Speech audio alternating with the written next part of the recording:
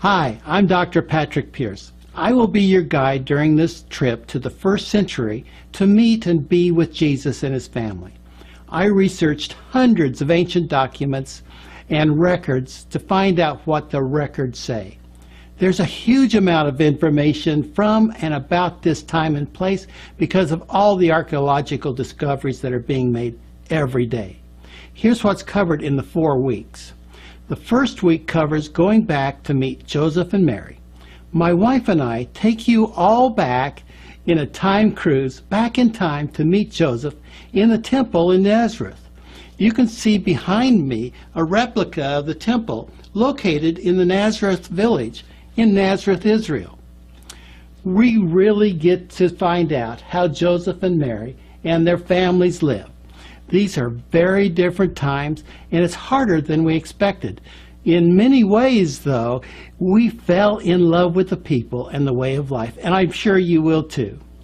The highlight of the first week is meeting Joseph, Anna, and then Mary. Mary is having her 14th birthday party and has just arrived back from the temple in Jerusalem.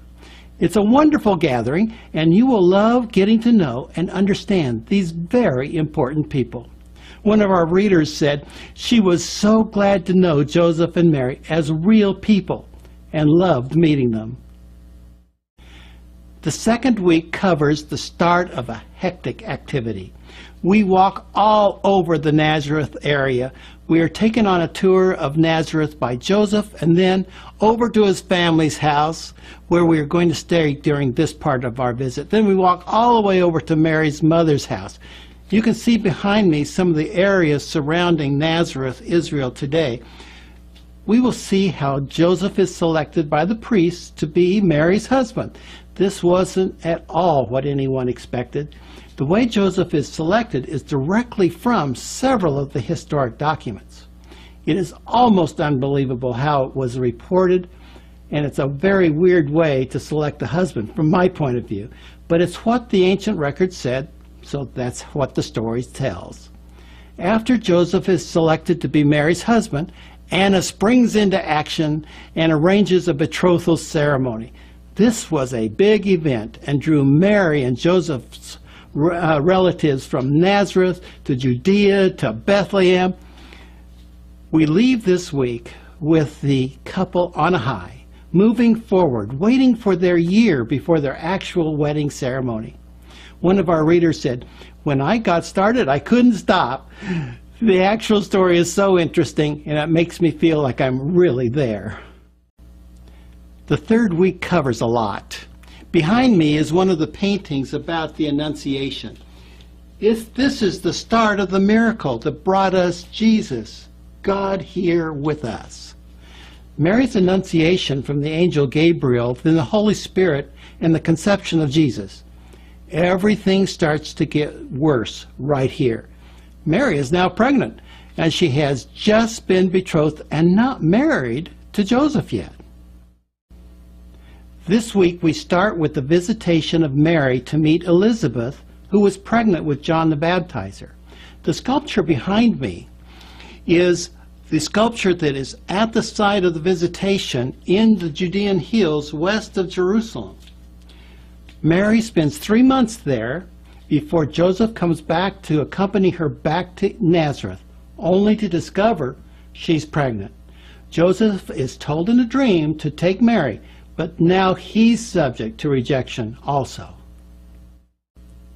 The priests put Mary and Joseph on trial at the Jerusalem temple for their crime. One or both of them were going to be killed for their sin, just as the law says. The temple where they were tried is right here behind me. Both of them are almost killed because of Mary's condition, but they escape. They are rejected in Nazareth, and the life is very difficult for both of them. The priests were trying to find a way to have them answer for their obvious sin that was worthy of death. One of the readers said, "I never knew what Mary and Joseph had to go through in that culture. They were stronger and more committed people than I ever thought they were." The fourth and final week covers the trip from Nazareth to Bethlehem, which took about a week because of Mary's condition. The couple ends up in a cave for Jesus' birth. It's very interesting because we are told a lot about this cave, its size, its shape, its location. Behind me is Jesus' birthplace in Bethlehem. When you come here, you can see that this is a bigger area than we tend to think of. Jesus is born, and everyone in the area has to come by and see. The angels have told the shepherds in the area, and they went and told everybody else. There are many accounts about all the commotion that was caused around the cave. The family settles into Bethlehem, and Joseph is the town's carpenter. The picture behind me is of a first-century carpenter shop recreation at the Nazareth village in Nazareth, Israel. This lasts for a little over a year when the wise men come to visit. There are several historic documents that actually tell us a lot about the wise men. They were kings from the Persian area to the north. They came with hundreds of soldiers and men and slaves, livestock, camels, and tents. It was like the circus and the big top had just arrived outside of Bethlehem. We get to spend some time with the wise men, and they tell us about who they are and where they are from. All of this is taken directly from the historic documents. They go into Nazareth with their parade of attendants and all the townspeople trailing along. One of the very interesting things I found from the records is that the wise men presented their gifts to Jesus and his family on or around December the 25th. I love that because it really makes Christmas and Christmas gifts extra special. Just as things look wonderful, it gets dangerous and scary. Behind me is Rubens' famous painting, Massacre of the Innocents. Herod sends his troops to round up the wise men so he can find out who this new king of the Jews is. The wise men are warned in a dream and leave right before the troops arrive. Joseph is also warned to get out of town and go to Egypt. Joseph and Mary and Jesus just barely escape the death squad, who's there to kill all of the boys under 2 years of age.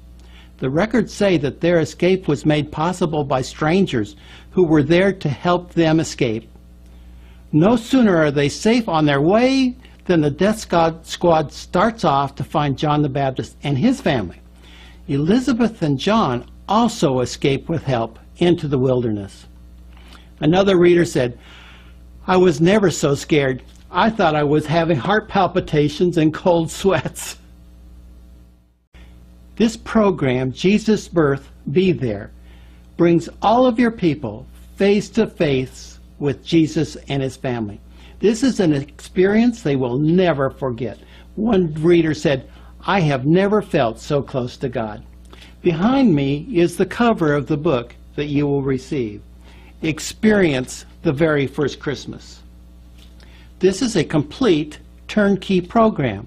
All of the material is ready for you and your leaders. Your leaders don't need any special or additional training. Literally anyone can lead a group and do a good job.